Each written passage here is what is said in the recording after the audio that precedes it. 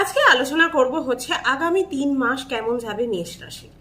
October, September আর November 3 মাসের হচ্ছে ভবিষ্যৎবাণী করব। পার্টিকুলার ডেট ওয়াইজ হচ্ছে আহ, আহ, আলোচনা করব যে কোন ডেটে হচ্ছে আপনার জন্য কি অপেক্ষা করছে, কোন ডেটে আপনার চাকরি চোখ আছে কিনা, বা আপনার জন্য কিছু শুভ জিনিস অপেক্ষা করছে কিনা, এই সব কিছু নিয়েই হচ্ছে আজকে আলোচনা করব।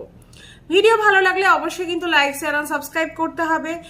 আর এবার হচ্ছে জেনে নেব মেষ রাশির আগামী 3 মাস কেমন যাবে, 3 মাসের ভবিষ্যৎবাণী। প্রথমে হচ্ছে জেনে নেবো গ্রহ নক্ষত্রগুলো কে কোথায় বসে আছে।